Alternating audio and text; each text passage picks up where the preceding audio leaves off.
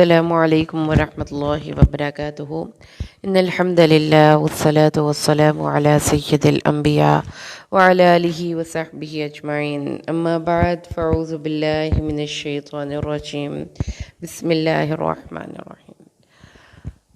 الحمدللہ ہم آج 12ویں سپارے کی کوئز کے آنسرز کے ساتھ حاضر ہوئے ہیں جی، اور یہ سٹارٹ ہوتی ہے ہمارا جو 12واں سپارہ ہے سورۃ ہود سے۔ پہلا کوسچن جو ہے وہ سورۃ ہود کی آیت نمبر 3 سے لیا گیا ہے۔ اللہ تعالیٰ نے فرمایا، اس سے پہلے جو 2 آیات ہیں اس میں اللہ تعالیٰ نے اس کتاب کا تعارف دیا ہے کہ یہ کتاب ہے جس کی آیات بہت محکم ہیں، اور پھر یہ کہ اللہ کے علاوہ نبی صلی اللہ علیہ وسلم کو کہا گیا کہ اللہ کی طرف سے میں ڈرانے والا ہوں، اننی لکم منہ نذیر و بشیر، میں تمہارے لیے ڈرانے والا ہوں۔ اور یہ کہ اپنے رب کی طرف استغفار کرو، پھر توبہ کرو، یعنی اللہ تعالیٰ نے استغفار ایک ایسا جامع وظیفہ ہے جو کہ ہر نبی نے اپنی امت اور اپنی قوم کو کہا کرنے کے لیے، اپنی گرومنگ کرنی ہے، مسلسل اپنے گناہوں پر نظر رکھنی ہے اور اس کو امپروو کرنے کی کوشش کرنی ہے۔ پھر اللہ تعالیٰ فرماتے ہیں اللہ تعالیٰ اگر آپ استغفار کریں گے تو جو تمہاری نعمتیں ہیں وہ تمہیں مکمل مل جائیں گی، اور اللہ تعالیٰ ہر صاحب فضل کو اس کا فضل بھی دے گا۔ اگر تم منہ پھیر لوگے تو مجھے تمہارے اس لیے بڑے دن کے عذاب کا خوف ہے۔ اس کے بعد جو اگلی آیت مبارکہ ہے وہ ہے جی سورۃ ہود کی آیت نمبر 6 سے لی گئی۔ کوسچن نمبر 2 ہے، زمین میں چلنے والا کوئی جاندار نہیں مگر اس کا رزق اللہ ہی کے ذمے ہے، وہ اس کے ٹھہرنے کی جگہ اور اس کے سونپے جانے کی جگہ کو جانتا ہے، سب کچھ ایک واضح کتاب میں درج ہے۔ ہر جاندار، خواہ وہ مرد ہو، عورت ہو، عاقل ہو، غیر عاقل ہو، وہ چلتا ہو، وہ اڑتا ہو، وہ رینگتا ہو، وہ 2 پاؤں پہ چلتا ہو، وہ 4 پاؤں پہ چلتا ہو، وہ پیٹ پر چلتا ہو، وہ دابہ ہے۔ یعنی زمین میں رینگنے والے، اڑنے والے، چلنے والے، تیرنے والے سب جاندار اللہ تعالیٰ ان کو جانتا ہے، ان کے احوال، وہ کہاں رہتے ہیں، ان کو کتنا رزق چاہیے، کتنی ضرورت ہے، کون سی چیز چاہیے۔ آپ دیکھیں کہ اس میں ورائٹی اگر آپ رزق کی چیک کریں تو انسانوں کے رزق کی ورائٹی، جانوروں کے رزق کی ورائٹی، مچھلیاں کیا کھاتی ہیں، چھپکلیاں کیا کھاتی ہیں، حشرات الارض کیا کھاتے ہیں، پودوں کی خوراک کس چیز میں ہے، اور اس کے بعد کچھ ویجیٹیرینز ہیں، کچھ گوشت خور جانور ہیں، کچھ ان دونوں کو کھا جاتے ہیں، کچھ اپنے جیسے کو۔ تو آپ دیکھیں کہ یہ چین ہے، سلسلہ ہائے مخلوقات میں چینز آف فوڈز ہیں، فوڈ چینز ہیں، ایک دوسرے کی خوراک ہے، دوسرا تیسرے کی خوراک ہے۔ سبحان اللہ، اگر آپ اسی پہ غور و فکر کریں تو آپ حیران رہ جائیں گے کہ کیسے اللہ تعالیٰ نے رزق کے سلسلے کو چلا رکھا ہے، اور کوئی جاندار اس دنیا میں ایسا نہیں جو کہ اپنے رزق کے لیے اللہ کو کوئی پیمنٹ کر رہا ہو۔ آپ انسانوں کے نظام کو دیکھ لیجئے کہ انسانوں کو اللہ تعالیٰ تر و تازہ پھل ہر روز ان کے گھروں میں پہنچاتا ہے، اور اللہ تعالیٰ نے ایک ایسا سلسلہ مینٹین کیا ہوا ہے کہ جتنی ضرورت ہے اتنا ہی پھل، اتنا ہی رزق اللہ تعالیٰ نے زمین کو حکم دیا کہ وہ اس کے باشندوں کو عطا کرے گی۔ تو آپ ان تمام سلسلوں پہ اگر غور و فکر کرتے ہیں تو آپ کی عقل دنگ رہ جاتی ہے کہ اللہ تبارک و تعالیٰ نے ہر انسان کو، انسان تو چھوڑیے، ہر مخلوق کو اس کا رزق اس کی جگہ پر پہنچاتا ہے۔ اللہ کے علم کی وسعت، اللہ تعالیٰ کی رحمت، اللہ تعالیٰ کا کرم، یہ اللہ کے صف سے ظاہر ہوتا ہے۔ تو پھر جب آپ اتنے وسیع پیمانے پر رزق دینے والے اللہ تعالیٰ کے وسیع و عریض نظام پر غور و فکر کرتے ہیں تو آپ کو ایک طرح کا کانفیڈنس آتا ہے کہ اللہ تعالیٰ مجھے بھی رزق پہنچائے گا، کیونکہ میں بھی اس کی مخلوقات میں سے ایک مخلوق ہوں۔ جب اس نے پھر پرندوں کو، ہواؤں، سب چیزوں کو رزق پہنچایا۔ اچھا، اس کے بعد اگر ہم یہ پھر اللہ تعالیٰ نے فرمایا اس کے سونپے جانے کی جگہ کو بھی وہ جانتا ہے، اور اس کے لوٹنے کی جگہ، ٹھہرنے کی جگہ کو بھی، یعنی کہ وہ مخلوق کہاں پہ زندگی گزارے گی، کیا وہ پرندہ ہے وہ گھونسلہ بنائے گا، وہ زمین میں چل رہے گا، وہ بل بنا کر رہے گا، وہ پانی میں رہے گا، وہ فضا میں رہے گا، وہ کیسے رہے گا، اور انسان کیسے رہے گا، کیسے ان کے ٹھہرنے کے سارے ان کے ہیبیٹیٹس اس میں آ جاتے ہیں۔ اگر آپ اس آیت کو پھیلائیں نا تو اس میں ساری بائیولوجی کی فیلڈز آ جاتی ہیں، زولوجی کی فیلڈز آ جاتی ہیں، جس میں ان کے ہیبیٹیٹس، ان کی رہائش گاہیں، ان کے گھر بنانے کے طریقے، ان کے آپس میں میٹنگ اور میٹنگ کے طریقے، دنیا میں جیسے بھی وہ رہیں گے، اللہ تعالیٰ نے فرمایا کہاں پہ وہ مریں گے، اور پھر مرنے کے بعد ان کی جو ڈسپوز کیسے کی جائیں گی، ان کی ساری ڈیڈ باڈیز، ان کو کیسے زمین میں تعفن پھیلانے سے روکا جائے گا، ان تمام انتظامات کو اللہ تعالیٰ مینج کیے ہوئے ہیں۔ اور تو چھوڑ دیجئے سورج، چاند، ستارے، ہوائیں بادل، ان کے نظام کے علاوہ ایک پورے کے پورے رزق کے اور زندگی اور موت کے نظام کو واحد اللہ مینیج کر رہا ہے. اور یہ کتنی بڑا ایک نظام ہے کہ دنیا میں کوئی اور اس نظام کو مینیج نہیں کر سکتا. اللہ نے فرمایا یہ سب اس کے پاس ریکارڈڈ فارم میں موجود ہے، جس کو کتاب مبین کہا جاتا ہے. تو اس لیے اللہ تعالیٰ کو سمجھ کر اس کی عبادت کریں، اس کی وسعت، اس کے علم کی اور اس کی حکمت کی وسعت اور اس کی تدبیر کی وسعت. جی اگلا کوسچن نمبر 3 سورۃ ہود کی آیت نمبر 10 سے لیا گیا ہے. اللہ تعالیٰ نے فرمایا یہاں پر انسان کا تھوڑ دلا پن، اس کی ایک نفسیات پہ کمنٹری کی گئی ہے کہ اگر انسان کو رحمت ملتی ہے اور اللہ اس رحمت کو سے چھین لیتا ہے تو وہ پھر ناشکری کرتے کرتے کفر کے درجے تک جا پہنچتا ہے. اگر ہم انسان کو اپنی طرف سے کوئی رحمت چکھائیں پھر اسے اس سے چھین لیں تو بے شک وہ یقیناً نہایت نا امید، بے حد ناشکرا ہوتا ہے. اور اگر ہم اس کو چکھائیں کوئی نعمت اس تکلیف کے بعد جو اسے پہنچی ہو تو یقیناً ضرور کہے گا کہ سب تکلیفیں مجھ سے دور ہو گئیں، اور بلا شبہ وہ یقیناً بہت پھولنے والا، بہت فخر کرنے والا ہوتا ہے. ذرا اور فرح فخور، اللہ یہ دو لفظ یاد رکھیے گا. تکلیف میں ملنے پر نا امید ہوتے ہوتے انسان کفر کے درجے تک جا پہنچے کہ نا امیدی کی ایکیوٹ فارم کیا ہے کہ آپ اپنے پاس موجود نعمتوں کی بھی انکاری شروع ہو جائیں. آپ کو ایک نعمت نہیں ملی اور آپ کہیں مجھے اللہ نے دیا ہی کیا ہے، مجھے اتنا محروم رکھا ہے بچپن سے لے کر آج تک، مجھے یہ بھی نہیں ملا، یہ بھی نہیں ملا، یہ بھی نہیں ملا. اللہ تعالیٰ کو مجھ سے محبت ہی نہیں. اور اگر کوئی اللہ کی نعمت آپ کے اوپر آ جائے تو آپ اتنے خوش ہوں کہ خوش ہوتے ہوتے فرح کرتے کرتے فخر پہ چلے جائیں اور دوسروں کو کہیں کہ بھئی ہماری محنتیں تو پھر رنگ لائی ہیں نا. تو اللہ تعالیٰ فرماتا ہے ایسا کچھ نہیں ہے. إِلَّا الَّذِينَ صَبَرُوا وَعَمِلُوا الصَّالِحَاتِ أُولَئِكَ لَهُم مَّغْفِرَةٌ وَأَجْرٌ كَبِيرٌ. جن لوگوں نے صبر کر لیا، یعنی صبر پھر دو جگہوں پر ہوگا. تکلیف کے موقع پر واویلا کرنے سے صبر کرنا ہے، اور خوشی کے موقع پر فخر کرنے سے اور اپنے آپ کو اترانے سے اور شیخیاں بگاڑنے سے صبر کرنا ہے. اگلی آیت کریمہ جی ہماری اگلا کوسچن ہے جی ہمارے پاس اسی کا دوسرا پارٹ ہے. کوسچن نمبر 12 پہ آ جائیے. اللہ تعالیٰ فرماتا ہے کہ شاید تو اس کا کچھ حصہ چھوڑ دینے والا ہے جو تیری طرف وحی کی جاتی ہے. کس کا؟ اس وحی کا. کیوں؟ اس وجہ سے کہ تیرا سینہ تنگ ہونے والا ہے. کیوں سینہ کیوں تنگ ہوتا تھا نبی صلی اللہ علیہ وسلم کا؟ کیونکہ جو ان کے مخالفین تھے وہ آپ پر الزام تراشی کا کوئی موقع جانے نہیں دیتے تھے، آپ کے دین کو طعن و تشنیع کا نشانہ بناتے تھے اور کہتے تھے اگر تو سچا نبی ہے تو جیسے ہم چاہتے ہیں پھر حالات بھی ویسے ہونے چاہیے. ہمارا مطالبہ یہ ہے کہ تمہارے ساتھ کوئی فرشتہ نازل ہو یا کوئی خزانہ. تو صرف ڈرانے والا ہے اور اللہ ہر چیز پر نگہبان ہے. ان عجیب و غریب فرمائشوں پر اللہ کے نبی آپ انہیں صرف یہ کہیے کہ میں کسی چیز کا اختیار نہیں رکھتا، میں صرف اللہ کی طرف سے ایک پیغام بر ہوں، اللہ کا پیغام لے کر آنے والا ہوں، اور اللہ اپنی ہر چیز پر خود نگران ہے اور نگہبان ہے. اس کے بعد ہمارے پاس کوسچن نمبر 4 ہے اور سورۃ ہود کی آیت نمبر 15 ہے.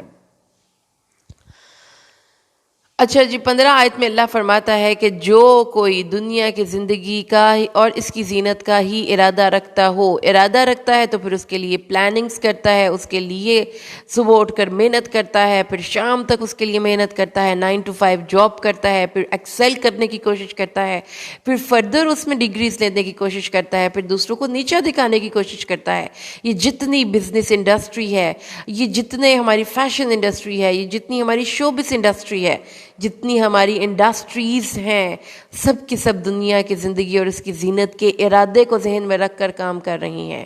اللہ فرماتے ہیں کہ جتنی کوئی کوشش کرتا ہے صرف دنیا کے حصول کے لیے اتنا اس کو اس کا بدلہ مل جاتا ہے. کسی کی ملینز میں سیلز ہے تو کسی کی بلینز میں سیلز ہے، نمبرز اس کو نظر آتے ہیں، اس کے بڑے بڑے بینک بیلنس ہے، لیکن صرف دنیا چاہنے والے کی آخرت کچھ نہیں، بربادی ہے. تو اس چیز کو ذہن میں رکھیے کہ دنیا کا بہت بھی مل جائے تو تھوڑا ہے، کیونکہ اس کو انجوائے کرنے کے لیے وقت ہی بہت تھوڑا ہے، اور آخرت کا تھوڑا بھی مل جائے تو بہت ہے کیونکہ وہ ہمیشہ رہنے والا ہے.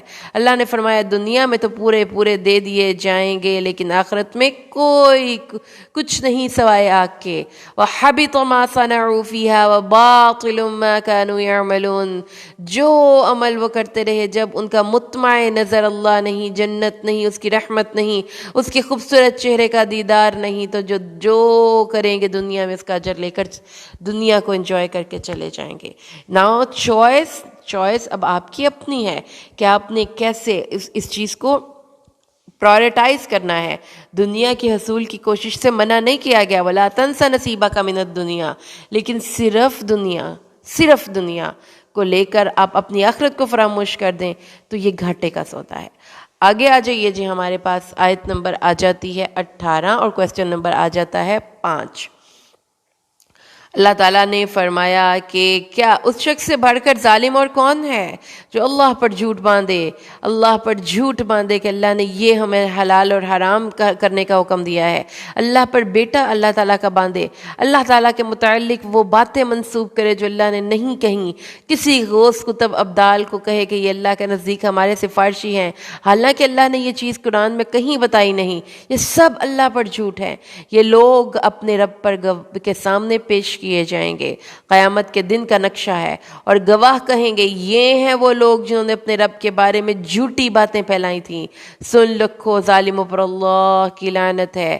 اللہ تعالیٰ کے سامنے کسی انسان کو جرت نہیں ہے کہ وہ کھڑا ہو کر کسی بھی انسان کے متعلق کوئی سفارش کر سکے، تو یاد رکھیے گا کہ اپنے معاملات اللہ کے ساتھ خود درست کر کے جائیں۔ اللہ تعالیٰ نے فرمایا ہے کہ اللہ پر جھوٹ نہیں باندھنا، تو اس لیے قرآن کو پڑھنا ضروری ہے، علم حاصل کرنا ضروری ہے۔ آیت نمبر 23 اور کویسچن نمبر 6، اللہ تعالیٰ ارشاد فرماتے ہیں ان الذین آمنوا وعملوا الصالحات واخبتوا الی ربہم اولئک اصحاب الجنۃ ہم فیہا خالدون۔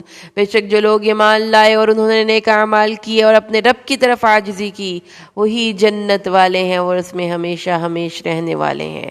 اللہ تعالیٰ کی طرف عاجزی کرنی ہے، اخبت الیہ، وہ اللہ کی طرف سے مطمئن ہو گیا، اس کا دل اللہ کے ہر فیصلے پر راضی ہو گیا، پھر اس کو رضی اللہ کا ٹائٹل ملے گا، خواہ اس کی زندگی میں آنے والی کوئی تکلیف ہو یا اس کی زندگی میں آنے والا کوئی اللہ کی طرف سے رحمت ہو یا کوئی بھی اسلام کا حکم ہو، اس کا دل اس کے سامنے جھک گیا اور مطمئن ہو گیا، تو ایسے لوگ جنتی ہیں اور اس میں ہمیشہ رہیں گے۔ اللہم اجعلنا برحمتک منہم۔ اگلے کوسچن پہ آ جائیے۔ کوسچن نمبر ہمارا ہے 7، اور یہاں سے جو ہمارا سلسلہ ہائے کلام شروع ہوگا وہ ہوگا قوموں کی تباہی و بربادی کے واقعات کہ رسول صلی اللہ علیہ وسلم کو ابو بکر صدیق نے پوچھا، اے اللہ کے نبی کیا معاملہ ہے، میں دیکھتا ہوں کہ آپ بوڑھے ہو گئے۔ آپ نے فرمایا مجھے سورۃ ہود نے بوڑھا کر دیا۔ اس میں اللہ نے بڑی ڈیٹیل میں قوموں کے واقعات بتا کر ان کی تباہیوں کے ذکر کیے ہیں، ان کی بربادیوں کی، ان کی اینٹ سے اینٹ بجا دینے کا ذکر کیا ہے کہ اللہ کے حکموں کی نافرمانی کے سامنے، اللہ کے سامنے کھڑے ہو جانا، اللہ کو چیلنج کرنا، اللہ کے نبیوں کی بات نہ سننا، اللہ کی کتابوں پر عمل نہ کرنا۔ دیکھو پرانی قوموں کے واقعات۔ آئیے ہم پڑھنا شروع کرتے ہیں۔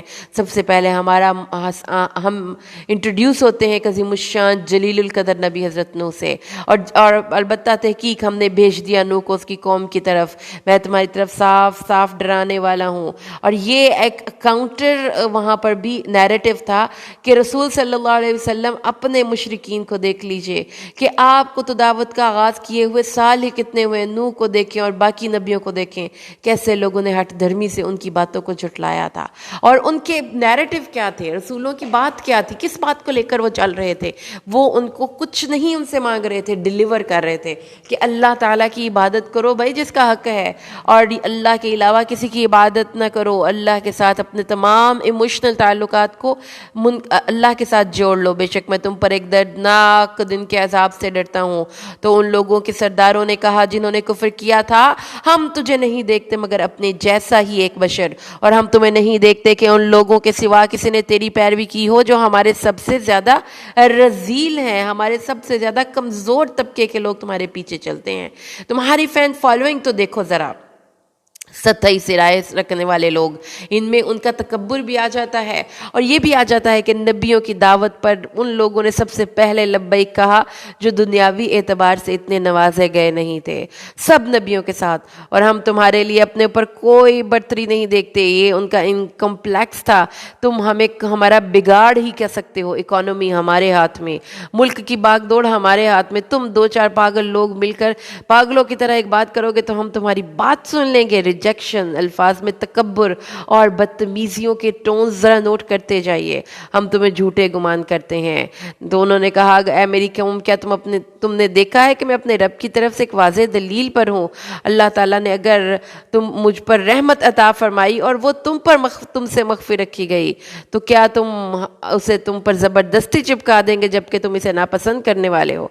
मतलब क्या है कि अल्लाह ने जो हम पर इस दीन की सूरत में रहमत नाजिल की है, तुम लेना नहीं चाहते तो हम तुम्हें ज़बरदस्ती देंगे भी नहीं, याद रखना ये बात। और ए मेरी कौम, मैं तुमसे किसी मजदूरी और उजरत का सवाल भी नहीं करता। और ए मेरी कौम, अल्लाह के इज़ाब के अलावा तुम्हारी कौन मदद करेगा अगर अल्लाह ताला तुम पर अजाब नाजिल कर दे। और मैं तुम्हें ये नहीं कह रहा कि मैं कोई चीज़ हूँ, मैं एक हम्बल सा आजिज़ सा इंसान हूँ, मेरे पास कोई ख़जाने नहीं, कोई गैब नहीं, मैं कोई फरिश्ता नहीं, और ना ही वो लोग जिनको तुम हकीर समझते हो वो मेरे से दूर हटेंगे। मैं अपने स्टांस पर एक इंच भी आगे पीछे हटने के लिए तैयार नहीं। मेरा जो स्टांस है, मेरा जो नुक्ता नज़र है, मेरी स्टेटमेंट है, बड़ी वाज़ेह और बड़ी क्लियर है। उन्होंने कहा, नू बड़ा झगड़ा करता है, तो बड़ी बहसें करता है हमसे, बहुत बहस। ले आ जो तेरा दिल करता है, ले आ, इतना तो हम पर अजाब अजाब अजाब। उन्होंने कहा, इंशाअल्लाह वो तुम पर आएगा, जल्द ही आएगा, और तुम अल्लाह को आजिज़ करने वाले नहीं, और तुम्हें मेरी नसीहत कोई नफ़ा नहीं देगी। अगर मैं चाहूँ कि तुम्हें नसीहत करूँ और तुम्हारा रब तुम्हें हलाक करना चाहता हो। क्यों हलाक करना चाहता है? अल्लाह ने तो अपनी मखलूक को खुद बनाया, इतनी हसनी तकवीम में बनाया। क्या अल्लाह ताला ने इंसान को आग में जलने के लिए बनाया था? इंसान डिस्क्वालीफाई करता है जन्नत के लिए खुद अपने अमलों की बुनियाद पर। जब वो डिस्क्वालीफाई करता है तो जब एक चीज़ आपने खुद बनाई होती है, बाजार से सूट लेकर आते हैं, काटते हैं, उसकी कतरन को उठाकर हम कूड़े में ही फेंकते हैं।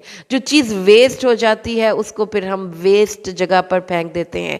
तो याद रखिएगा कि दोज़ख वेस्ट लोगों को जलाने की जगह है जिनके अंदर खैर थी ही नहीं। इसलिए अपने अंदर खैर को हमेशा उजागर रखिए, उसको जिंदा रखिए। उन्होंने कहा, वो कहते हैं, और यहाँ पर उन्होंने हज़रत नूह अलैहिस्सलाम से कहा कि तुम इस कुरान इसको खुद से खुद घर लाए हो। हज़रत नूह ने कहा, अगर मैंने इसको खुद अपने तौर पर बना लिया है ना, कैसे ना, इमेजिनेशन है, बड़ा विजनरी ये शख्स है और अजीब से इसके ऊपर वहम तारी होते हैं, इसको तो हेलुसिनेशंस होते हैं। तो उसने कहा है, ठीक है, अगर तो मैंने ये किया है तो उसका जुर्म भी फिर मुझ पे ही होगा ना, और मैं बरी हूँ उससे जो तुम कर रहे हो। अल्लाह ने नूह की तरफ वही की, बेशक हकीकत यह है कि तेरी कौम में कोई हरगिज़ ईमान नहीं लाएगा मगर वो जो ईमान ला चुका, बस तो उस पर गमगीन ना हो जो वो करते रहे हैं।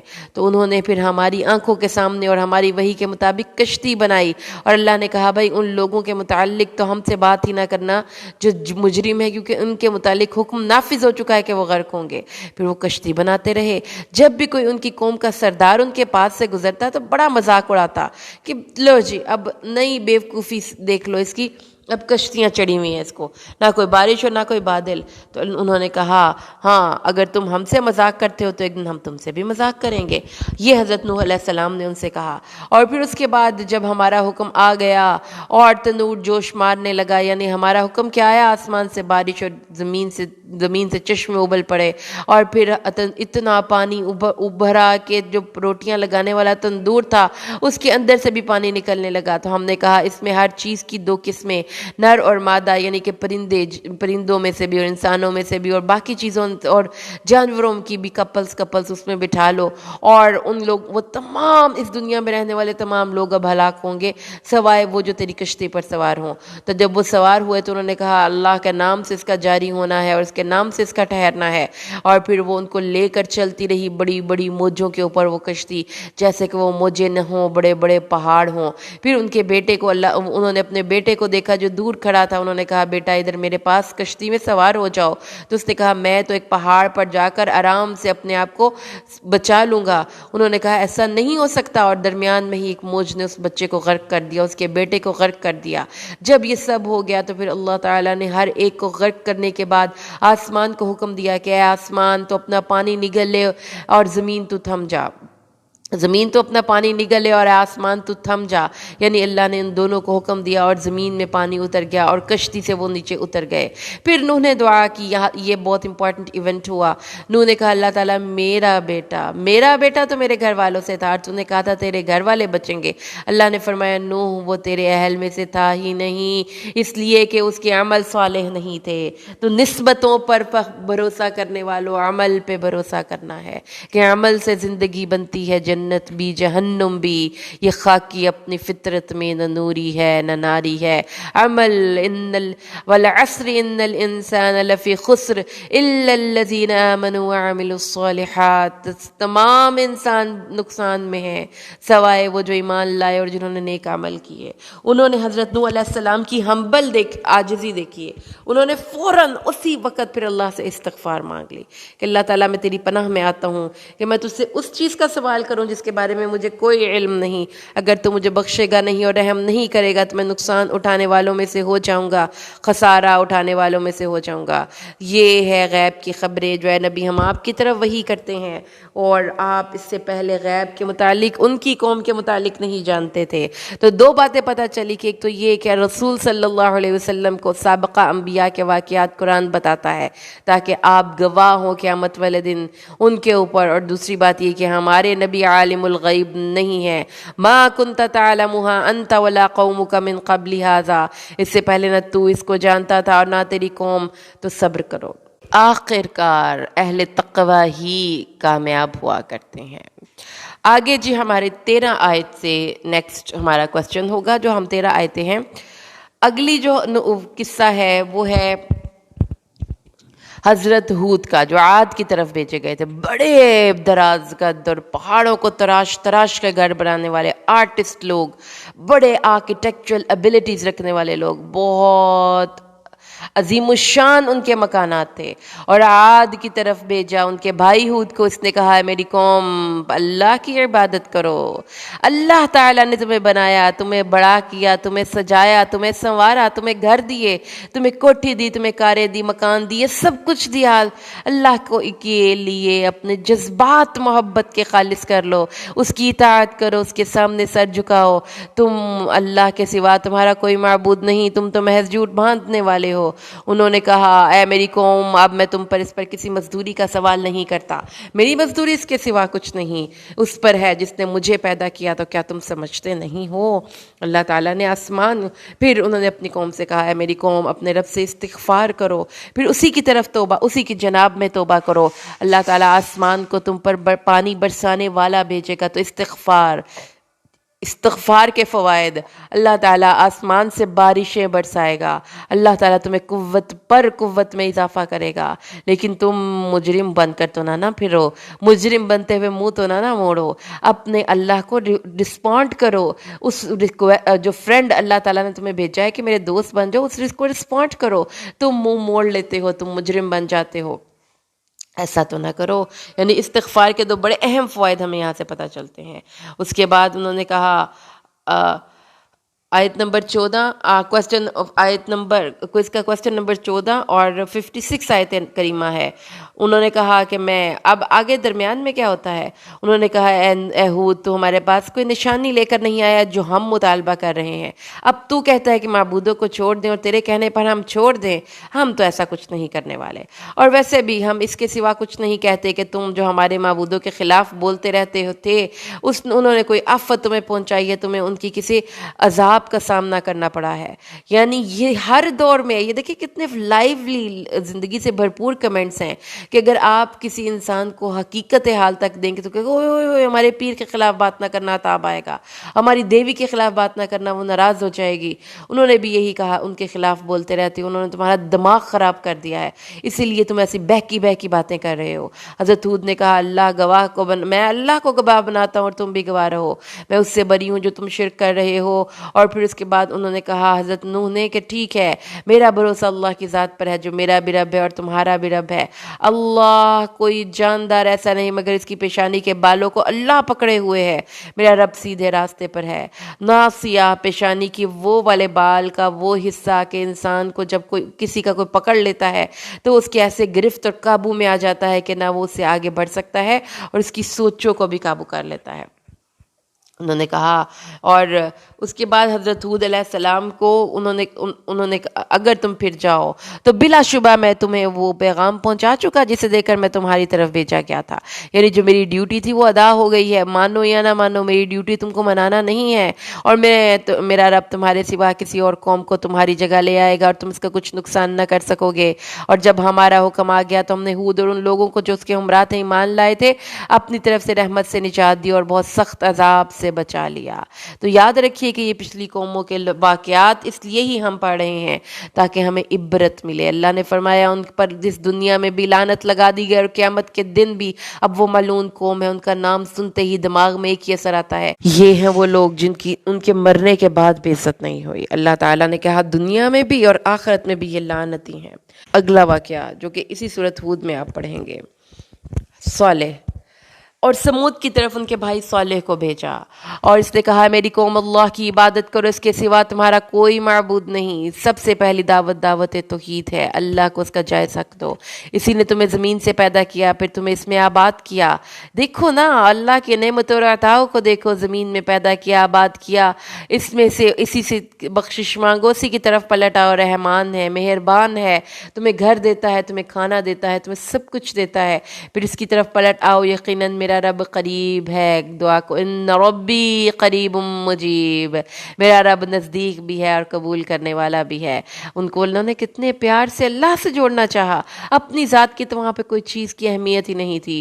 انہوں نے کہا صالح یقیناً تو ہم میں وہ تھا جس سے ہم نے پہلے بڑی امیدیں لگا رکھی تھی، تو کیا تو ہمیں منع کرتا ہے؟ یعنی ان کو لگا کہ اب یہ راستے سے ہٹ گیا ہے، ٹریک سے ہٹ گیا ہے، یہ تو بڑا ہونہار ہوشیار تھا، اس نے تو بڑی ترقیاں کرنی تھی، یہ کون سے دین کی باتیں لے کر بیٹھ گیا ہے. تو یہ ہے وہ سوچ جو آج کے دور میں بھی ہے کہ اگر کوئی اپنی دنیاوی اچیومنٹس کو، بڑی بڑی سی ای او اور اس طرح کے عہدوں کو چھوڑ کر دین کے کام کے لیے اپنے آپ کو مخصوص کرتا ہے، ڈیڈیکیٹ کرتا ہے، تو لوگ کہتے ہیں پاگل ہو گیا بیچارہ، اتنی ترقی اس نے کر لینی تھی، اب اس کو نئے ہی شوشے چھوٹ پڑے ہیں جی کہ اس نے حجاب لینا ہے اور اسے داڑیاں رکھنی ہیں، اور ایسے کیسے ترقیاں ہوتی ہیں زندگی میں. کیا تو ہمیں منع کرتا ہے کہ ہم ان کی عبادت کریں جن کی عبادت ہمارے باپ دادا کرتے رہے؟ ہم ٹریڈیشن کو فالو کرتے ہیں، جو چل رہا ہے چلنے دو بھائی، تم کیوں نئے راستے پر چلتے ہو؟ اور بے شک ہم اس بات کے بارے میں جس کے بارے میں تو ہمیں دعوت دیتا ہے ایک بے چین کرنے والے شک میں ہے کہ ہمیں کوئی پتہ نہیں چل رہا کہ تم کہہ کیا رہے ہو، تم بالکل غلط بات کر رہے ہو. اس نے کہا ہے میری قوم کیا تم نے دیکھا کہ اگر میں اپنے رب کی طرف سے ایک واضح دلیل پر ہوں اور اس نے مجھے اپنی جناب سے عظیم رحمت عطا کی ہو تو کون ہے جو اللہ کے مقابلے میں میری مدد کرے گا؟ اگر میں اس کی نافرمانی کروں اور یہ اللہ کی اونٹنی ہے، اللہ کی نشانی ہے، تو اس کو زمین میں چھوڑ دو کہ کھا پی لے اور اس کو بری نیت سے ہاتھ بھی مت لگانا. تو انہوں نے اس کے پاؤں ہی کاٹ ڈالے اور پھر ان کو کہا گیا کہ 3 دن اپنے گھروں میں خوب فائدہ اٹھا لو، یہ ایسا وعدہ ہے جو بالکل پورا ہوگا، اس کے بارے میں کبھی بھی جھوٹ نہیں ہے. اور جب ہمارا حکم آ گیا تو ہم نے صالح کو اور ان لوگوں کو جو اس کے ساتھ ایمان لائے تھے اپنی طرف سے عظیم رحمت کے ساتھ بچا لیا اس دن کی رسوائی سے بھی. بے شک تیرا رب ہی بے حد قوت والا سب پر غالب ہے. یہ انونسبل لوگ تھے، ناقابل تسخیر لوگ تھے. اللہ نے ان کی بستیوں کو تباہ کیا، اللہ نے ان کو برباد کیا. تو کیا ہوا؟ جنہوں نے ظلم کیا تو انہیں چیخ نے پکڑ لیا اس حال میں کہ وہ اپنے گھروں میں صبح کی کہ وہ گرے پڑے تھے، گویا کہ اس میں کبھی بسے ہی نہ تھے. سوچیں کہ گھر میں جب بسنے کے آثار ہوتے ہیں تو کیا ہوتا ہے؟ ہر چیز کرینے سلیقے سے پڑی ہوتی ہے، ان کے کپڑے، ان کے کھانے پینے کی چیزیں. تو اللہ نے فرمایا ایسی آفت پھری کہ وہ تباہی و بربادی کے کھنڈر کا نقشہ پیش کرنے والے وہ مکانات تھے. کیا وہاں پر اس چیخ کا اثر ہوا ہوگا ان پہ کہ ان کے گھر بھی برباد ہو گئے، ان کی روحیں ان کے جسموں سے نکل گئیں، کتنا ان کو وہ ٹارچر ملا ہوگا اس تکلیف سے. اللہ اکبر. پھر اللہ نے فرمایا ہم نے بھیجے ابراہیم کے پاس خوشخبری لینے والے. انہوں نے کہا سلامتی ہو. وہ تھوڑی دیر ہی نہیں گزری تھی کہ ایک بھنا ہوا بچڑا لائے، جس سے پتہ یہ چلتا ہے مہمان کی مہمان نوازی اپنی وسعت اور استطاعت کے مطابق بہترین طریقے سے کرنی چاہیے. اب اس میں سارا کیا ہے، جب انہوں نے دیکھا کہ وہ ان کو نہیں کھا رہے تو ان کو بڑا خوف محسوس ہوا. انہوں نے کہا ڈریے نہیں، ہم لوط کی قوم کی طرف عذاب دے کر بھیجے گئے ہیں. تو یہ سن کر ان کی بیوی جو کھڑی تھی وہ ہنسنے لگیں. کس وجہ سے؟ کہ ان کو یہ لگا کہ یہ تو عذاب، ہم تو ان سے ڈر رہے تھے، یہ تو ہمارے اوپر یہ تو اور ہی کچھ نکلے. تو انہوں نے کہا کہ یعنی ان کو خوف یہ آیا کہ پتہ نہیں کوئی ڈاکہ شاکہ یا بری نیت سے نہ آئے ہو، کھا جو نہیں رہے تھے کچھ. تو جب انہوں نے کہا کہ ہم تو فرشتے ہیں، انسان نہیں، اور ہم لوط کی قوم پر پیغام لے کر آئے ہیں عذاب کا، تو ان کی وائف جو حضرت سارہ تھی وہاں پر وہ ہنسنے لگیں. تو اللہ تعالیٰ نے ان کو اسحاق اور یعقوب کی بشارت دی. اللہ تعالیٰ نے ان کو اسحاق اور اسحاق کے بیٹے یعقوب، یعنی کہ ان کو یہ بشارت دی کہ آپ اپنے بیٹے اور بیٹے کے بعد پوتے تک کو دیکھ کر اس دنیا سے جائیں گے. تو وہ کہنے لگی اہم میں جنوں گی اور یہ میرا بوڑھا خامد اور میں تو اتنی بوڑھی ہوں. تو انہوں نے کہا اللہ کا حکم آیا ہے، اللہ کا امر ہے، خوش ہو جائیے. تو حضرت ابراہیم کو جب یہ ساری باتیں پتہ چلی تو وہ سفارش کے ریفرنس پہ اللہ تعالیٰ سے کہنے لگے کہ لوط علیہ السلام کی قوم کو چھوڑ دیا جائے. ابراہیم ویسے ہی بڑے نرم دل تھے، بہت بردبار تھے اور بہت آہوزاری کرنے والے تھے، اللہ کی طرف بہت رجوع کرنے والے تھے. اللہ تعالیٰ نے ان کو پیار سے ان کی مدح سرائی کی ہے. اللہ تعالیٰ نے پھر کہا ابراہیم اس بات سے آپ اعراض کیجئے کیونکہ ان کے اوپر جو آنے والا ہے وہ ان کے کرتوتوں کی بوجھ ہے، اس لیے ان کو ان کے حال پہ چھوڑ دے. اے ابراہیم ان کو رہنے دیجئے، بے شک حقیقت یہ ہے کہ تیرے رب کا حکم آ پہنچا ہے، یقیناً یہ لوگ ان پر وہ عذاب آنے والا ہے جو ہٹایا جانے والا نہیں ہے. 77 آیت سے کوسچن نمبر 17 دیکھیے 18 کوسچن نمبر 18 دیکھیے 77 آیت سے.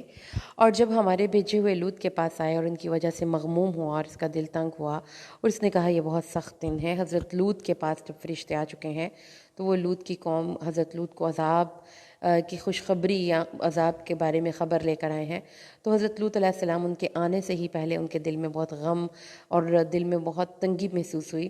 اس کی وجہ آگے اگلی آیت میں بتائی جا رہی ہے کہ اس کی قوم کے لوگ اس کے پاس بے اختیار دوڑتے ہوئے آئے کیونکہ اس سے پہلے وہ برے کام کیا کرتے تھے. اس نے کہا ہے میری قوم یہ میری بیٹیاں ہیں، یہ تمہارے لیے زیادہ پاکیزہ ہیں، تو اللہ سے ڈرو اور میرے مہمانوں کے سامنے مجھے رسوا نہ کرو، کیونکہ ان کی قوم برائی ڈھٹائی کے ساتھ کرتی تھی. LBGT جو آج بھی ہمارے یہاں پر ہماری دنیا میں اور ہمارے میں یہ سلوگنز لگائے جاتے ہیں، وہ بھی مرد کے ساتھ بے فعلی کرتے تھے اور وہ یہ کہتے تھے کہ اٹ از اوکے. محفلوں میں اور راستوں میں اور اس طرح سے وہ اپنے آپ کو انہوں نے اپنی نیچر کو ڈسٹارٹ کر دیا ہوا تھا، خراب کر دیا ہوا تھا. انہوں نے کہا کہ بیٹیاں یعنی عورتیں، ان سے تو ہمارا کوئی لینا دینا نہیں، اور تمہیں پتہ ہے کہ ہم اپنی جنس کس سے پوری کرتے ہیں. اب آپ دیکھیں کہ ہر سوسائٹی میں شاید اس طرح کے لوگ ہوں، لیکن جو حضرت لوط علیہ السلام کی قوم میں ایک خاص پیکولیرٹی ہے وہ ایک تو یہ ہے کہ اس قوم میں سب لوگ اس برائی میں مبتلا تھے. نمبر 2 اس کو کوئی برا نہیں سمجھتا تھا. نمبر 3 ڈھٹائی کی حد تک وہ اپنے اس معاملے میں آگے نکل چکے ہوئے تھے کہ آپ سوچیں کہ حضرت لوط کے گھر میں گیسٹ آئے ہیں اور وہ ان کے لیے ایسے لوگ ہیں جو کبھی بھی کسی نے نہیں دیکھے ہوئے، تو ان لوگوں سے بھی وہ اپنی جنس پوری کرنے کے لیے حضرت لوط کے گھر میں آ گئے. تو آپ اندازہ لگائیں کہ وہ قوم کس طرح سے اپنی اندر کی حیا کو ختم کر چکی تھی. تو اس طرح سے پھر جب اس کی قوم میں حیا کا خاتمہ ہو گیا تو اللہ تعالیٰ نے پھر کیا جب ہمارا حکم آ گیا تو ان کے اوپر کو نیچے کر دیا اور ان پر تہ بتہ کھنگر کے پتھر برسائے، یعنی پوری کی پوری بستی الٹ دی. مٹی اور پختہ اینٹوں کے روڑے ان دونوں کو ملا کر یعنی کہ آسمان سے ایسے پتھر آئے اور ایسی مسلسل بارش برسی کہ پتھروں کی تہیں لگ گئیں. تو اللہ تعالیٰ نے فرمایا کہ یہ ان کے اللہ کی طرف سے نشان زدہ تھے. تو آپ دیکھیں اس کی میں بار بار جب ان قوموں کی تباہیوں کے قصے ہم پڑھتے ہیں تو ان میں جو آپ اس میں یہ بھی دیکھتے ہیں کہ ان کے بعد وہ بستیاں ایسی آباد ہوئیں، ایسی برباد ہوئیں کہ وہاں پہ پھر کوئی آباد نہیں ہوا. تو کچھ مورخین یہ کہ خیال کے مطابق ان میں کچھ تابکاری شعائیں بھی تھیں. جو ایٹم جس سے کسی پہ ایٹمی حملہ نہیں ہو جاتا وہ چیز بھی تھی. لیکن اس سے کہیں زیادہ جو تکلیف دہ چیز ہے وہ یہ ہے کہ جب انسان اپنے سسٹم کو خراب کر لیتا ہے نا. میں اس کو ایک موبائل سے مثال دوں گی کہ اگر ایک موبائل کا جو ایک بیسک سسٹم خراب ہو جاتا ہے اس کی ونڈو کا, تو پھر اس کے بعد ایک وقت ایسا آتا ہے کہ جو موبائل ریپیئر کرنے والے وہ کہتے ہیں بھائی اس کو پھینک دیں, اب یہ ویسٹ ہو چکا ہے. حالانکہ اس کی شکل, ظاہری رنگ دنگ چمک, اس کا باڈی اسٹرکچر سب کچھ ہوتا ہے, لیکن اس کے سسٹمز جو ہے نا وہ کرپٹ ہو جاتے ہیں.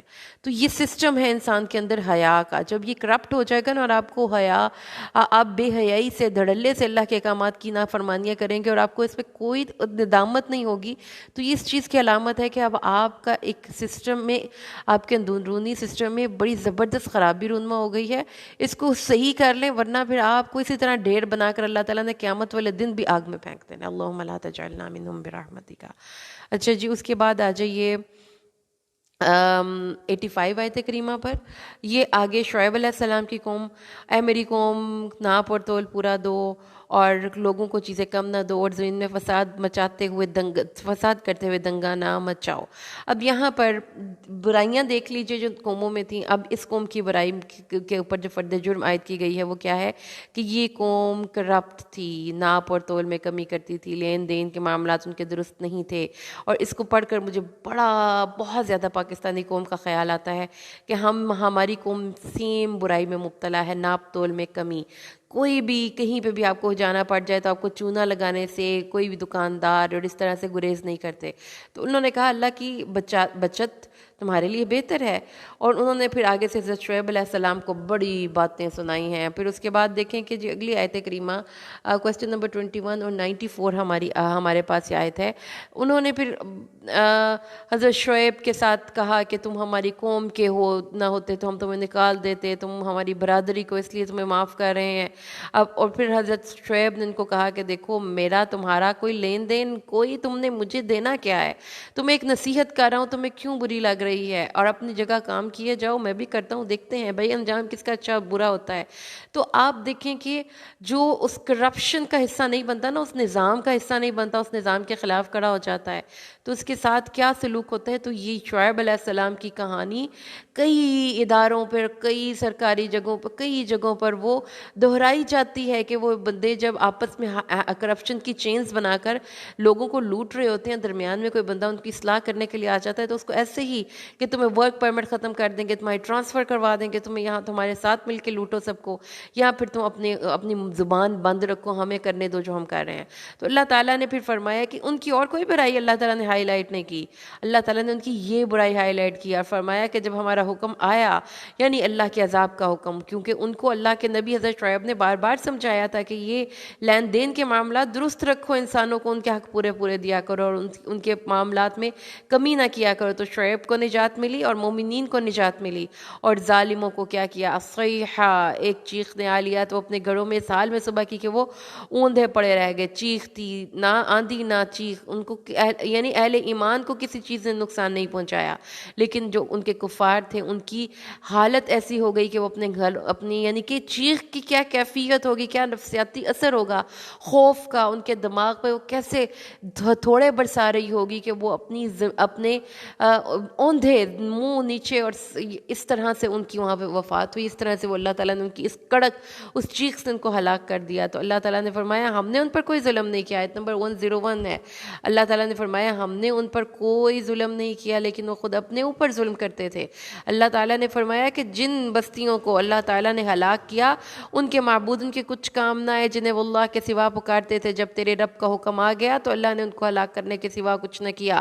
اس لیے اس بات کو یاد رکھیے کہ ہر انسان کے ہاتھ میں ہے چوائس, غلط کرے گا تو انجام بھی غلط ملے گا, اس لیے ہمیشہ اچھی چیزوں کو چوز کیا کیجیے. اللہ نے فرمایا وَكَذَلِكَ أَخْذُ رَبِّكَ إِذَا أَخَذَ الْقُرَىٰ وَهِيَ ظَالِمَةٌ, اور جب تیرے رب کی پکڑ آتی ہے تو پھر وہ ایسی ہی سخت پکڑتا ہے جب وہ کسی بستی کو پکڑتا ہے, کیونکہ اس کی پکڑ بڑی سخت ہے. اس لیے اللہ کی پکڑ سے ڈر جاؤ کہ جب اللہ کی پکڑ آتی ہے تو انسان کی ساری اکڑ دھڑی کی دھری رہ جاتی ہے. اور پھر اللہ تعالیٰ نے فرمایا کہ جو اس میں پھر آگے دیکھیے کہ اللہ تعالیٰ نے فرمایا ہے کہ جنت اور دوزخ، جو جنتی ہوں گے، جو دوزخی ہوں گے وہ آگ میں ہوں گے اور ان کے لیے وہاں پر گدھے کی طرح چیخیں گے، اونچی اونچی آواز میں روئیں گے، اس میں ہمیشہ رہیں گے، اور جو مومنین صادقین ہیں وہ جنت میں رہیں گے ہمیشہ ہمیشہ جب تک کہ زمین و آسمان ہے۔ سبحان اللہ، اللہم اجعلنا منہم برحمتک، اور یہ تیرے رب کی ایسی عطا ہے جو کبھی بھی ختم نہ ہوگی، اللہم اجعلنا منہم برحمتک۔ اگلی آیت کریمہ 114 اور کوسچن نمبر 24، اللہ تعالیٰ نے اس آیت کریمہ میں ارشاد فرمایا وَأَقِمِ الصَّلَاةَ، اور نماز کو قائم کرو دن کے دونوں کناروں میں اور رات کی گھڑیوں میں بھی، بے شک نیکیاں برائیوں کو لے جاتی ہیں، یہ یاد کرنے والوں کے لیے یاد دہانی ہے۔ یاد کر اس نصیحت کو یاد کر لیجئے، جب کوئی برائی ہو جائے تو دعا مانگنے سے پہلے 2 رکعت صلاۃ التوبہ پڑھ لیں، اللہ تعالیٰ معاف کر دے۔ تیرے قرآن میں نے پڑھا ہے کہ نیکیاں برائیوں کو لے جاتی ہیں، تو اللہ خشوع و خضوع کے ساتھ میں تیرے سامنے اپنے گناہ کی معافی مانگتا ہوں۔ آیت نمبر 120، کوسچن نمبر 25، اللہ ارشاد فرماتا ہے اور ہر ایک بستیوں کے قصے ہم نے آپ کو بیان کر دیے ہیں تاکہ اس کے ساتھ ہم آپ کے دل کو ثابت رکھیں، اور آپ کے پاس حق اور مومنوں کے لیے نصیحت اور یاد دہانی آ گئی ہے۔ یعنی آخر میں کنکلوژن اللہ نے بتایا کہ نبی آپ کو تمام قوموں کے اس لیے ہی قصے بیان کر دیے گئے ہیں تاکہ آپ کا دل مطمئن ہو جائے کہ میں وہ واحد نبی نہیں ہوں جس کو کہ جھٹلایا گیا ہے، اور مومنوں کے لیے بھی نصیحت ہو جائے کہ یہ کام کریں گے تو اللہ کی پکڑ آئے گی۔ اس لیے یہ جو پچھلی قوموں کے قصے ہیں ان کو پچھلی قومیں سمجھ کے نہ پڑھیں، بلکہ ان کے معانی کو دیکھیں اور ان کے کیریکٹرز کو اپنی لائف میں ٹریس کریں۔ سورۃ یونس سٹارٹ ہو جاتی ہے، قرآن پاک کی سورت نمبر 12 ہے، اس کا کوسچن نمبر 3 ہے، آیت نمبر 3 ہے، اور کوسچن نمبر 26 ہے۔ حضرت یوسف علیہ السلام کی قصہ ہم آپ کو بیان کرتے ہیں کہ احسن القصص اس قرآن میں، بے شک آپ اس سے پہلے بے خبر لوگوں میں سے تھے، یعنی اس میں پھر اللہ تبارک و تعالیٰ نے اپنے نبی صلی اللہ علیہ وسلم کے علم غیب کی نفی کر دی ہے کہ اگر اللہ نہ بتائے تو آپ کو کسی بھی بات کا علم نہیں ہے، اس لیے ہم آپ کو یہ وحی کر رہے ہیں۔ کوسچن نمبر 27، آیت نمبر 4، اور جب کہا یوسف نے اپنے باپ سے کہ اے ابا جان، بے شک میں نے 11 ستاروں اور سورج اور چاند کو دیکھا ہے، میں نے انہیں دیکھا ہے کہ وہ مجھے سجدہ کر رہے ہیں، تو ان کے ابا جان نے کہا کہ اے میرے بیٹے، اپنا خواب اپنے بھائیوں سے بیان نہ کرنا۔ انہوں نے اپنے بھائی کو وارن کر دیا کہ اپنے بڑے بھائیوں سے کیئر کرنا کیونکہ وہ تم سے جیلسی فیل کرتے ہیں، اور اگر ان کو یہ خواب پتہ چل گیا تو پھر تو وہ تمہارے اور دشمن ہو جائیں گے، اس لیے ان سے اپنا خواب بیان نہ کرنا۔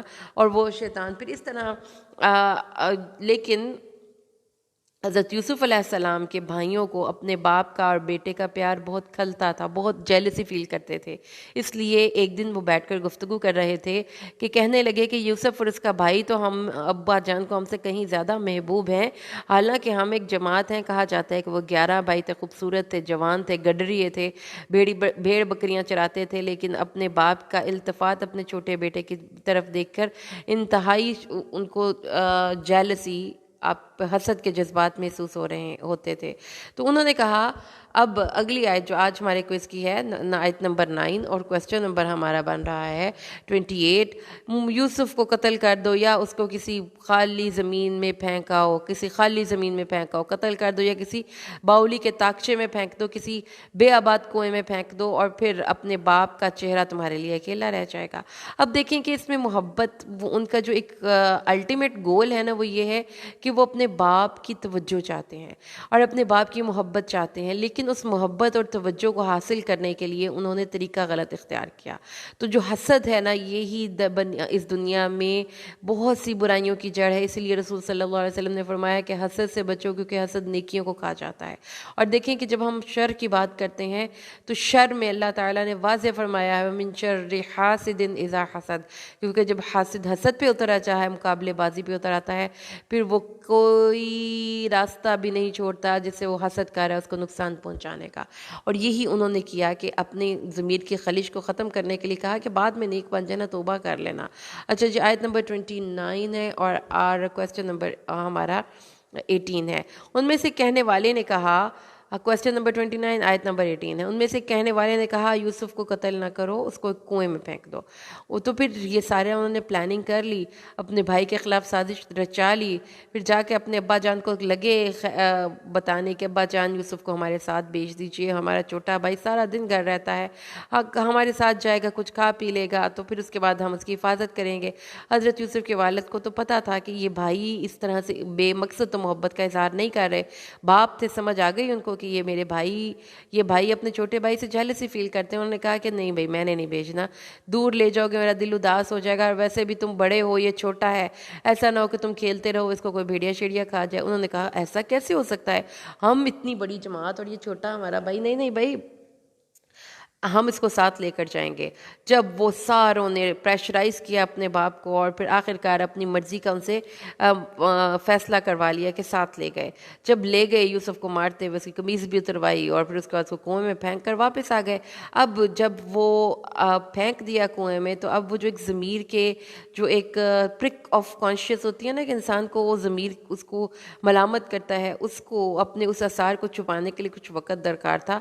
सारा दिन फिरते रहे बाहर, रात को आए तो आते ही उन्होंने ऐसा हाइप क्रिएट किया, ऐसा ड्रामा क्रिएट किया कि ताकि आते ही सब भाइयों ने मिलते रोते हुए आए, और कुरान के बाकायदा अल्फाज हैं, वो रोते हुए अंधेरा पड़े हुए आए अपने बाप के पास, कहने लगे हाय हाय अब्बा जान। यानी कि आप देखेंगे जिसमें वो लोग बैंड डाल रहे हैं, हमारा भाई यूसुफ हुआ क्या, बताओ जी हुआ क्या, हम तो खेल रहे थे, यूसुफ को सामान के पास छोड़ दिया, यूसुफ को भेड़िया खा गया। अच्छा भेड़िया खा गया, फिर कमीज़ देखें अब्बा जान, ये उसकी कमीज़, उस पर खून लगा, बकरी को उन्होंने ज़बा किया, उसका खून लगा कर ले आए। उन्होंने कहा कि भेड़िए ने उसको खा लिया, उसका जिस्म का एक हिस्सा, सर के बाल, उसकी आंखें, उसकी गर्दन, उसका जिस्म सब खा लिया, कुछ तो बचा होगा, नहीं नहीं कुछ नहीं बचा। ये देखें उसकी कमीज़। जब कमीज़ देखी तो कमीज़ में तो कोई फटने का, कोई चीर फाड़ के निशानात नहीं थे, जैसा कि वो कहानी बना रहे थे। तो वहाँ पे झोल आ गया। हज़रत याकूब अलैहिस्सलाम ने उनकी बात पे एतबार नहीं किया, बार बार उनसे पूछते रहे, जवाब सब पक्के रहे भाई के, मानना नहीं, ना कोई जवाब देना नहीं, जी हुआ ये था। आखिरकार हज़रत याकूब ने थक हार कर कहा कि ये तुमने अपने जी से कुछ बना लिया है, क्योंकि उनकी छठी सेंस पहले भी उनको अपने देखे ना, तीसरी दफ़ा, पहली दफ़ा अपने छोटे बेटे को उन्होंने मना किया, फिर उसके बाद अपने बेटों के कस्टडी में उस बेटे को देते वक्त वो खटका पड़ा उनको कि इनको इससे इतनी मोहब्बत क्यों जाग रही है, और लास्टली जब उसकी गुमशुदगी की तला दी तो भी उनको हज़रत याकूब को नहीं समझ आ रही थी कि ये जो वाक़या घड़ के लाए हैं ये इसमें कोई झोल है, इसमें ये मुकम्मल तौर पर सही नहीं है। लेकिन उन्होंने कहा कि तुमने अपने दिल से ये बात बना ली है, अब इस पर सब्र ही भला है। तो इससे देखिए जी कि कुरान पाक में ही हमें ही मिल गया है हिंट के हर दौर में कुछ लोग ऐसे होते हैं जो बच्चों को फेंक देते हैं या बच्चों को अगवा कर देते हैं, या बच्चों को, यानी कि बच्चे चूँकि खुद अपनी नहीं ना कर सकते प्रोटेक्शन, तो इसलिए कुछ जो उनके बड़े होते हैं उनको नाजायज़ तरीके से एक्सप्लॉइट करते हैं। फिर उसके बाद सीन आ जाता है हज़रत यूसुफ की तरफ, जिनको वो कुएं में फेंका गया था। वो क्या हुआ कि वहाँ पर एक ऐसा काफिला आया उनके आगे उनके पानी का सक्का था जो डोल लटकाया, तो हज़रत यूसुफ उस डोल के साथ लटक कर ऊपर आ गए। अब उनको जब नज़र आया कि इतना हसीन खूबसूरत छोटा सा लड़का है, तो उन्होंने उनको मंडी में जाकर ग़ुलामों की तरह फ़रोख्त कर दिया और उसको छुपा लिया। और उसके बाद जिसने उसको ख़रीदा मिस्र में, उसने अपनी बीवी से ये कहा कि इसको अपने घर में रखो और इसको बड़ी इज़्ज़त और एहतराम देना, हम इसकी थोड़ी सी ट्रेनिंग करके तो इसको मज़ीद अच्छे पैसों में सेल कर सकते हैं, या फिर ऐसा करते हैं कि हम इसको अपने घर में ही रखते हैं, इतना प्यारा ये लड़का है, हम इसको अपनी औलाद ही बना लेते हैं। यानी कि हमारे पास वेरियस ऑप्शंस हैं, लेकिन इस लड़का जो है ना हमें बड़ा सही मिल गया थोड़े से पैसों में।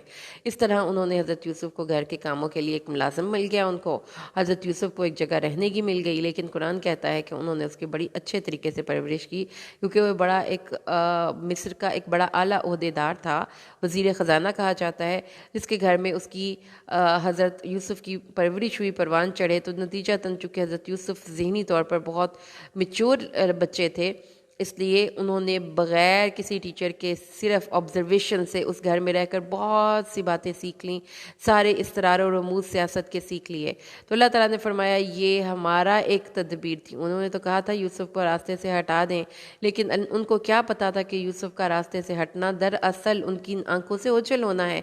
यूसुफ फिर ज़ाहिर होगा और ज़्यादा ताकत और ज़्यादा शान के साथ ज़ाहिर होगा। तो इसलिए इससे जो पता चलता है वो ये है कि कभी कभी किसी का नज़रों से ओझल हो जाना दर حقیقت اس کی موت نہیں ہوتی، وہ اس کی ٹریننگ چل رہی ہوتی ہے. جیسے دانہ زمین کے اندر جاتا ہے تو باہر نکلتا ہے. پھر اللہ تعالیٰ نے آگے فرمایا کہ جب وہ اپنی نوجوانی کو پہنچا، اب جی وہ بچپن سارا وہاں پہ گزر گیا، اب وہ جوان ہو گئے، وہ بہت حسین خوبصورت ڈیشنگ ان کی پرسنالٹی کہ پوری دنیا میں جتنے بھی کوئی ڈیشنگ اور حسین لڑکے نوجوان ہیں ان کی حسن اور خوبصورتی اور جوانی ایک طرف، اور حضرت یوسف علیہ السلام کی ڈیشنگ پرسنالٹی، حسن خوبصورتی ایک طرف. خوبصورت ترین نوجوان تھے وہ، ہر طرح سے مکمل نوجوان تھے وہ. اور جب وہ اپنی نوجوانی کو پہنچے، حکم اللہ نے اس کو حکمت بھی دی اور علم دیا. اللہ تعالیٰ نے ان دو چیزوں پہ فوکس کیا، ان کے حسن پہ. قرآن نے کہیں ایک لفظ بھی نہیں بولا، جس سے پتہ چلتا ہے کہ اللہ تعالیٰ کی نظر میں کون سی چیزیں انسان کو معزز کرتی ہیں. اللہ نے حکمت اور علم دیا. اچھا، اب ہوا یہ کہ جس کے گھر میں وہ رہ رہے ہیں، اب وہ خاتون، ظاہر ہے کہ حضرت یوسف جب بچے تھے تب ان کے گھر آئے تھے تو وہ تب جوان تھی، اس کی شادی ہو چکی ہوئی تھی، تو ایج ڈفرینس بھی بہت تھا، لیکن اتنے وہ خوبصورت تھے کہ ان کی ایج سے بڑی ایج کی خاتون ان پر فریفتہ ہو گئی، ان پر دل ہار بیٹھیں. اور دل ہارنے سے آگے قدم ان کو کہ آؤ ہم آپس میں غلط جنسی تعلقات پیدا کریں، جس کے نتیجے کے طور پر انہوں نے ان کو ایک روم ریڈی کر کے وہاں پر بلایا. یا یوسف آئی تلک، دروازے بند کر کے کہنے لگے یوسف جلدی جلدی آؤ. جب جا کر انہوں نے دیکھا کہ یہ اس عورت کے تو ارادے خطرناک ہے، تو انہوں نے کہا معاذ اللہ، اللہ کی پناہ، میرے مالک نے مجھے اتنی اچھی طریقے سے رکھا ہوا اور میں اسی کے گھر میں نقب لگاؤں؟ بالکل نہیں، ایسا نہیں میں کر سکتا. تو جو کردار کی بلندی یوسف علیہ السلام کی یہاں پہ اللہ نے پیش کی ہے، وہ نوجوان لڑکوں کے لیے ایک مثال ہے. اس نے اس کو پکڑا، یوسف وہاں سے بھاگے. اب جب یہ ہوا تو وہ دونوں آگے پیچھے بھاگے دروازے اور جب یہ ہوا تو عین دروازے پہ اس عورت کا خاوند مل گیا. اب اس نے جب دیکھا کہ وہ پیچھے حضرت یوسف علیہ السلام کو پکڑنے کی کوشش میں حضرت یوسف کی قمیص پیچھے سے پھٹ گئی اور دروازے کے بالکل سٹارٹ میں وہاں پر اس کے خاوند کو دروازے پر پا لیا. عورت نے کہا اس کی کیا جزا ہے جس نے تیری گھر والی کے ساتھ برائی کا ارادہ کیا، سوائے اس کے کسے قید کیا جائے یا دردناک سزا ہو. حضرت یوسف ہکا بکا رہ کر اس عورت کی شکل دیکھ رہے ہیں، ابھی تھوڑی دیر پہلے یہ مجھے کیا کہہ رہی تھی اور اس نے کیسے پینترا بدلا ہے. ہوئے ہوئے اس عورت کی چالاکی، اس عورت کی مکاری، اس عورت کا فریب، اس عورت کی جو ہے وہ ساری نظر آتی ہے کہ ایسی عورتیں بھی ہوتی ہیں جو خود مردوں کو پھسلانے کی کوشش کرتی ہیں. ضروری نہیں ہے کہ مرد ہی خراب ہوں، اللہ نے قرآن میں بتا دیا ہے کہ ایسی عورتیں بھی ہوتی ہیں جو خود عورت ہو کر اپنی عورت ہونے کو کیش کرواتی ہیں، اور پھر جب ان پر کوئی اٹیک کرتا ہے تو فوراً عورت کارڈ کا سہارا لے لیتی ہیں کہ اس نے مجھے پھسلایا تھا. پھر انہوں نے کہا کہ اگر اس کی قمیص پیچھے سے پھٹی ہے تو یہ لڑکا سچا ہے، عورت جھوٹی ہے. اگر یہ قمیص سامنے سے پھٹی ہے تو وہ زبردستی کر رہا تھا، عورت نے چھڑانے کی کوشش کی، دیکھا قمیص تو پیچھے سے پھٹی تھی، مطلب یہ کہ وہ بھاگ رہا تھا، عورت نے پیچھے سے پکڑا. تو انہوں نے کہا کہ اے عورتوں تمہاری چال ہے. یعنی کہ اس میں دیکھیں کہ جو ایلیٹ کلاس کی خواتین ہیں، قرآن کہتا ہے کہ اکثر ان میں جو ایک آ جاتی ہے، جو اس دور کے مصر کی جو ایلیٹ کلاس تھی اس کی جو اخلاقی گراوٹ ہے اس پہ بھی ہماری ایک یہاں پر نظر پڑتی ہے. اور ساتھ یہ بھی پتہ چلتا ہے کہ قرآن بتاتا ہے کہ کچھ خواتین بھی ایسی ہوتی ہیں جو مردوں پر ڈورے ڈالتی ہیں اور مرد بیچارے ان کے لیے عزت بچانا محفوظ کرنا بہت مشکل ہوتا ہے. تو انہوں نے پھر جب سارا اسکینڈل کا سارا وہ نتھار کر لیا، انویسٹیگیٹ کر لیا، تو انہوں نے ان دونوں فریقین کو بٹھایا یوسف سے. چونکہ وہ یوسف تو کوئی کلیم نہیں کر سکتے تھے، کوئی مقدمہ نہیں کر سکتے تھے کہ آپ نے مجھے اسکینڈل کر کے میری عزت خراب کرنے کی کوشش کیا. اور اس نے کہا کہ دیکھیں یہ جو ایک رائل فیملی سے بلانگ کرتے ہوئے لوگ ہوتے ہیں، اسکینڈلز ان کے لیے بڑے اکثر نکلتے رہتے ہیں، it's not that big deal. تو آپ ایسا کرو کہ تم اس معاملے کا کسی سے ذکر نہ کرنا اور یوسف تم اپنا کام جاری رکھو. انہوں نے اس چیز کو بالکل بادر ہی نہیں کیا. لیکن اب جب پتہ چلا باہر شہر کی خواتین کو، تو انہوں نے جناب کہا کہ اچھا عزیز مصر کی بیوی اپنے غلام پر فریفتہ ہو گئی ہے اور اس کے ساتھ اس کی اسکینڈل بڑا مشہور ہے. تو انہوں نے کیا کیا، جو اس عزیز مصر کی جو بیوی تھی اس نے جب سنی یہ شہر میں باتیں مگوئیاں ہو رہی ہیں، انہوں نے کچھ چیدہ خواتین کو ڈنر پہ انوائٹ کیا، ان کو کھانا شانا کھلایا. اس کے بعد ان کے ہاتھ میں چاقو اور ان کو مجلس دے دی اور ان کو فروٹس وغیرہ دے کر بٹھا دیا اور کہا یوسف ذرا ان کے سامنے آؤ. یوسف جب ان کے سامنے آئے تو اب آپ دیکھیں کہ حضرت یوسف کے حسن کا، ان کی میسمرائزنگ پرسنالٹی، ان کی اس پرسنالٹی کا اثر کیا ہوا کہ وہ عورتیں اس کو دیکھتے ہی ہکا بکا ہو گئیں، دیکھتے ہی۔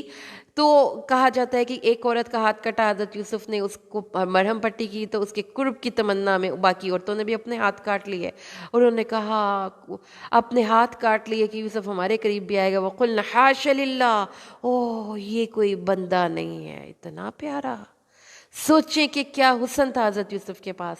تو جو اس حسن کا، جو لڑکے کہتے ہیں کہ حسن کو کیش کروائیں، حضرت یوسف کو جب انہوں نے دیکھ لیا تو پھر عزیز مصر کی بیوی نے کہا، یہ ہے وہ جس کے بارے میں تم کہتی رہی ہو، مجھے ملامت کر رہی ہو، دیکھو میں نے اس کو اپنے سے بہلانا چاہا اور اس نے میری بات نہیں سنی، اگر اب نہ میری بات مانے گا تو یہاں پہ رہے گا نہیں، ٹکے گا نہیں، اس نے میری عزت خراب کروائی ہے۔ جب یہ سارا معاملہ ہو گیا، اب سب خواتین کا یہ کوشش تھی کہ یوسف کو پھسلا لیں کسی طریقے سے۔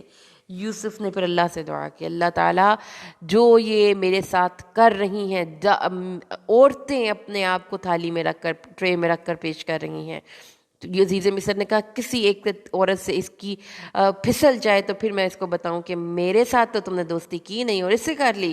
حضرت یوسف نے دعا کی، اللہ نے اس کی دعا قبول کر لی۔ یوسف نے کہا اللہ قید بھیج دے، میں یہاں پر اس ماحول میں نہیں رہ سکتا، مجھے اس فتنے سے نجات دے دے۔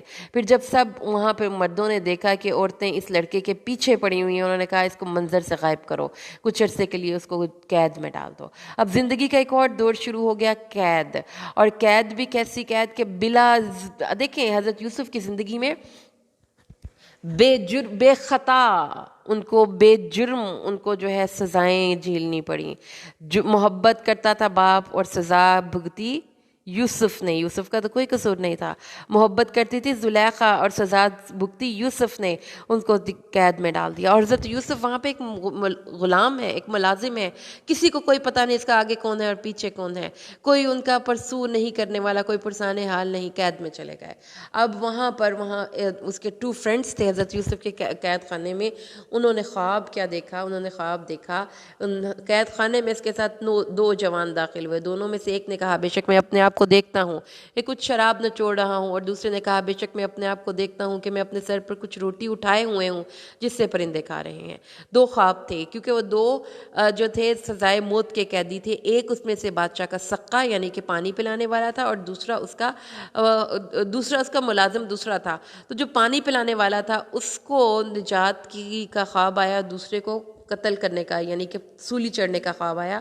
حضرت یوسف نے بتایا کہ جس کو خواب آیا کہ بادشاہ کا میں انگور نچوڑ رہا ہوں وہ نکل جائے گا قید خانے سے، اور جس نے خواب دیکھا ہے کہ میرے سر کو پرندے کھا رہے ہیں اس کو سولی دی جائے گی۔ اور اس کے ساتھ ہی انہوں نے کہا کہ اللہ تعالیٰ، انہوں نے وہاں پر دیر میں ان کو اچھی باتوں کی نصیحت بھی کی اور سارا کچھ بتا دیا۔ اب دیکھیں کہ جو جیل خانے کے لوگ ہیں انہوں نے حضرت یوسف سے جب خواب ذکر کیا تو انہوں نے کہا یوسف آپ بڑے محسنین میں سے ہیں، ہر کام بڑا خوبصورت کر کے کرتے ہیں۔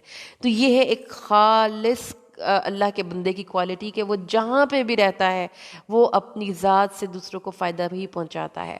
اور اس طرح سے پھر جب وہ وہاں سے نکل گئے تو حضرت یوسف نے جس کے بارے میں گمان تھا کہ یہ نجات پا جائے گا، اس کو رہائی مل جائے گی، اس نے کہا کہ اتنی سی فیور ضرور کرنا ہے کہ بادشاہ سے پوچھنا ہے کہ وہ جو عورتوں کے سلسلے میں ایک لڑکے کو قید کیا گیا تھا اس معاملے کو آپ نے دوبارہ نہیں کیس کو ری اوپن کروا کے پرسو کروانا، لیکن وہ بھول گیا۔ اور کئی سال حضرت یوسف اسی قید خانے میں قید رہے۔ اب تیسرا دور، اس قید سے نکلوانے کے لیے اللہ نے بادشاہ کو خواب دکھائی۔ بادشاہ نے خواب کیا دیکھی؟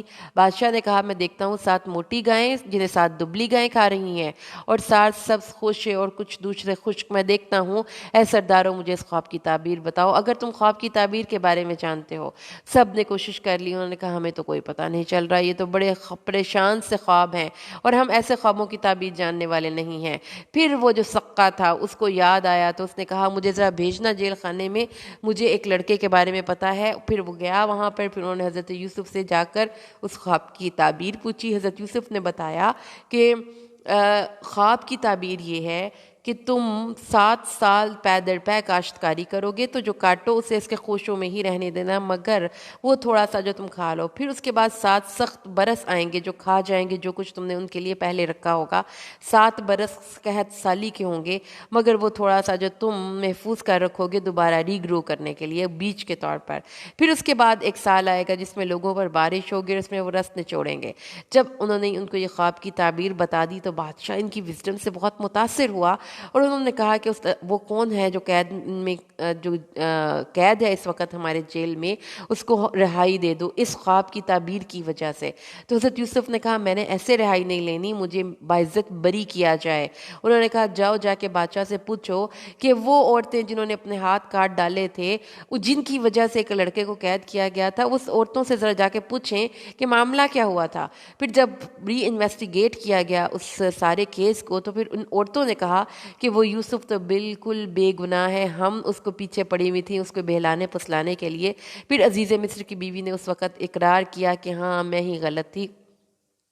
یہ انہوں نے کہا کہ یہ تو اس لیے حضرت یوسف نے کہا میں نے اس لیے یہ پوچھا ہے کہ سب کو پتہ چل جائے کہ میں امانت دار ہوں، تاکہ اگر میں باہر نکلوں تو انہوں نے اپنے اس جیل میں آنے سے نکلنے سے پہلے ہی جو عہدہ ان کو ملنے والا تھا اس کے لیے انہوں نے پوری اسٹیبلش کر دی کہ میں نے اتنے سال جیل برداشت کر لی لیکن میں نے امانت میں خیانت نہیں کی.